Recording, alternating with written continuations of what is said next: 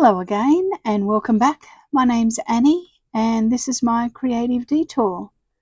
I hope you've all had a great week and I'm popping on today to do a bonus video.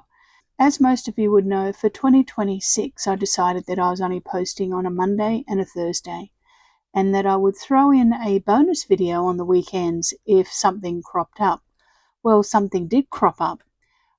I went thrifting and I only went to 2 stores that are close by. I went to a Lifeline that is maybe only about 5 minutes away from my home. And then 2 doors up from that is the RSPCA thrift store. So I only just went to those 2 stores, but I must have timed it perfectly. I managed to score quite a few things. So we'll run through my thrift haul fairly quickly because I did get quite a lot. Some of the things weren't overly cheap, but they were a good deal for what they were, and I decided that I'd give them a go anyway. Okay, so I have got a punch here, and let's see if it works. I haven't tried out too many things. I did try out a couple of the stamps, just 2 of the stamps, to see if they worked okay. But let's just punch some paper. We'll see if my punch purchase worked out. Oh yes, that's pretty good, isn't it?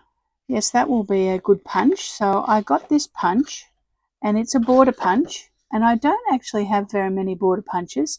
They did have about 8 different ones, but I decided just to get one, and they were all $5 each, which is still a little bit expensive, but I was happy with buying one. So I also got some woodblock stamps. Now, I don't have very many woodblock stamps, but I thought that I'd give them a try. You can see that I've got an aeroplane here, and I've stamped it over here, and it worked fine. And it was $3, which is a little bit expensive. I got this sailing boat. It looks like an old battleship, and it's stamped beautifully, actually. Lots of detail in it, and it was $3 as well. And I got this one, and it's actually a clear stamp. Let's try it out.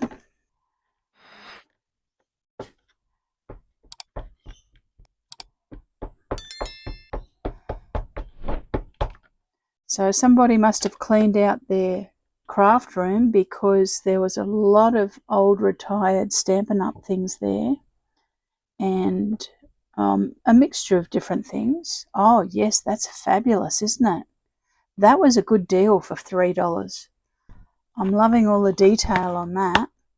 And those ones are, that says Lucy's Stamps. I've never heard of Lucy's Stamps, but that's what they are. These ones have got Stampin' Up! On them, and they're old Stampin' Up! Woodblock stamps. So this one will be great for doing some background. Then we have this one that has Celebrate in it, and it's got a Ferris wheel, a London phone box, and a penny farthing bike. Then we have some sailing themed ones. So they're Stampin' Up! As well, but very old Stampin' Up! And it's got sailing boats, motorboats, and a surfer. And then this one has a sailing boat in different things, like an architectural drawing of a sailing boat. So those ones were $6 each, and this one was $5. So they were the stamps that I scored. So I'm very happy with those. I'll pop those to the side. Now I also got some playing cards. I got a box of canaster, and it's a lovely old box, isn't it? It's an original box. It says made in Australia, and it looks like it's something from about the 60s to me. And it's got instructions for canaster in it, and then it's got the pack of cards, and it looks like it's a double pack. I don't play canaster, but it looks like it's a double pack of cards, and they're lovely. They're quite fine. I like how fine they are. So that was a a nice little score. And the box is lovely as well. And they were $2.50, which is a little bit steep, but I liked it, so I got it. And then I got just a 50-cent pack of cards. Now, these ones are quite small. They're not a normal size card. They're a little bit smaller than that. But the thing that I loved about these, they're brand new, is that they've got really interesting little illustrations on them. All quirky little illustrations on them. So for 50 cents, I thought that I would pick those up. You never know when you're going to need another pack of cards, especially, you know, I've used a pack in my full deck challenge last year. Now, I also got two road maps, and they're just road maps of Australia, and they're a good size. This one's mainly of Queensland. So I got two road maps, and they're nicely aged. I got a Lonely Planet on Germany, and I don't mind Lonely Planet because the pages are matte. So you can pull out some maps or some images or whatever, or some text, and the pages are a nice matte finish. Makes it great for doing some mixed media on top of it. Oh, look, we've got some treasure. And it's the docket from Dimmicks, and it cost them $40. Well, it didn't cost me that. It cost me $3.50, which is a little bit expensive, but that's okay. So a little Lonely Planet on Germany.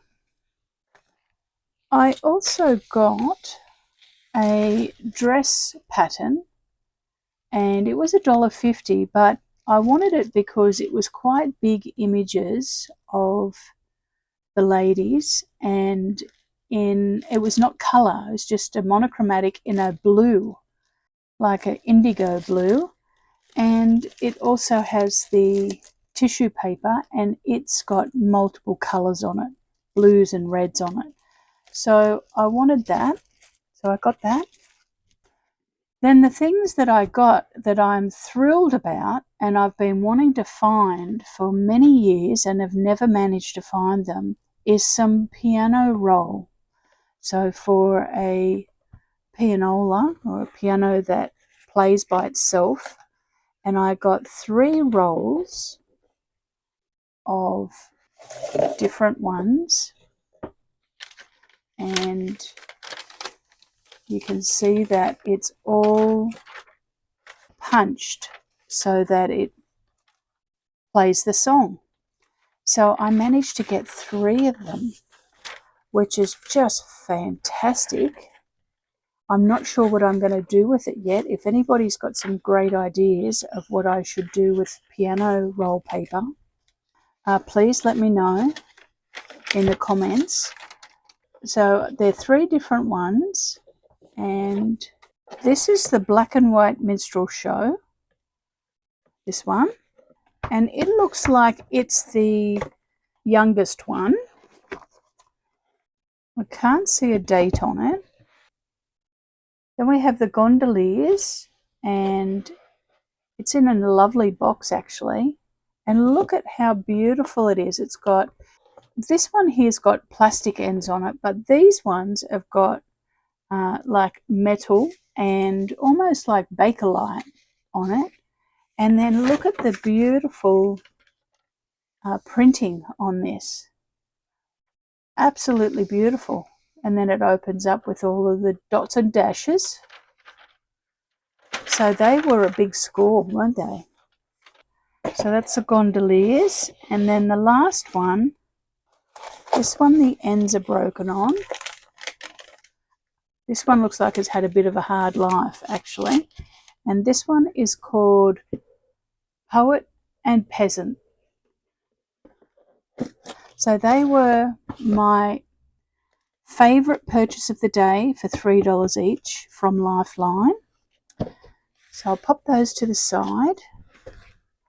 So that was all of the things I got from Lifeline. Now we'll have a quick look at what I got from the RSPCA thrift shop.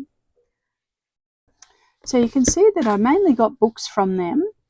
I did get 2 dress patterns. I got a Simplicity, and it was $1, and it's a jiffy dress, and the pattern is nicely aged. So I got one of those. And then I got a Butterick pattern, and this one, it's a little bit whiter still. It's got some other bits and pieces in there that somebody has done. So they were good, and it's got some nice stamping on it. And then at the RSPCA store, you can buy your books individually. You can see that this one says $2. Most of them were either $1 or $2. Or you can fill a bag for $10. So I decided to fill a bag for $10. However, I didn't fill the whole bag. It was only really about half full, but it was all that I wanted. And I found this book here, and it's called Crystal Joyce, and it is a very old book. I couldn't find a date on it, but look, it's got lovely handwriting in it. It has, by this person that's written in it, it has 1901, I think it is. The pages are so brittle and nicely aged, but it also has some beautiful plates in it. So I just thought that it was, it's not going to be a book that I'm going to be able to do anything with the pages other than I'm going to have to glue the pages to something because they're very brittle. But look at all of the lovely markings on it. You can see the book's falling apart. And if we have a look at the front, it's from London, but it doesn't have a date. So I got that. Now, even though, like I said, the prices are on there, I did fill the bag for $10. I did get some pianoforte music. I got 4 books of sheet music. So there's that one. Musical cameos. And 2 more pianofortes, different series. This one's 4th grade, this one's 2nd grade, this one's 1st grade. So all different grades. You can see as it gets up, steps up in the grades, it gets more complex. So they'll be good. Now I got this book here, and it's called Annabella Boswell's Journal. I'll tell you the date of it. It was first produced in 1965, but this copy is in 1987. And the reason I got this was because it's got some lovely images in it, and plates of flowers and plants. So a mixture of black and white, and the text is lovely in that it is nicely formatted. But isn't that a beautiful plate to be able to do something with? So there's some more. There's another one. So there's quite a few. And the colours are quite subdued actually. They're not very intense. You can probably see that. And it's of places that I grew up in. So you can see here, by the sea to Port Macquarie. I went to Port Macquarie for Christmas every year for about 8 years. Up until I was a teenager, we would go every year, and all my cousins would go. And I just thought that that had quite a lot of lovely illustrations and watercolours.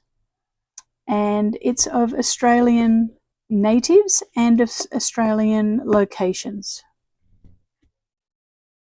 The next one that I got was Mackay in Pictures, and it's 150 years of history, and it's of newspapers.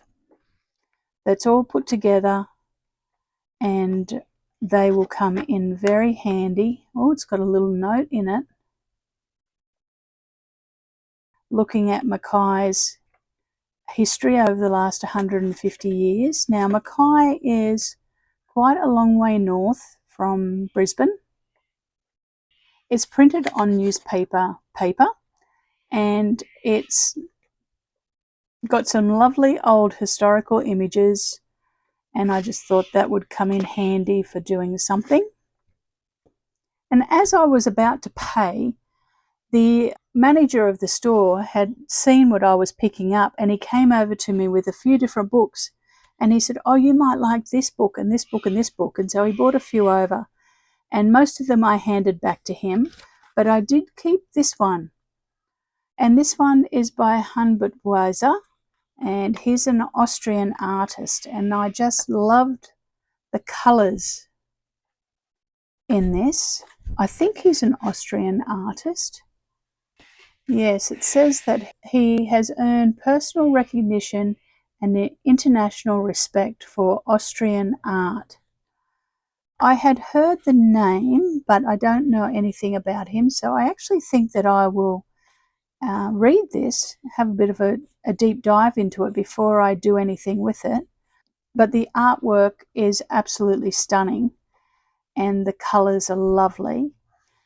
So I'll be very careful with how I use this book, because obviously it's about his artwork and I don't want to detract from that.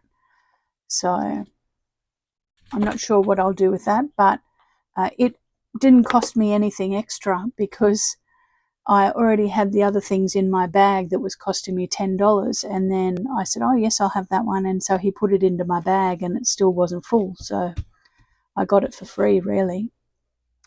And then the last one that I got is the flower paintings of Ellis Rowan, and it's by Margaret Hazard and Helen Hewson. And this is absolutely beautiful. It's so big that it possibly won't fit in the frame.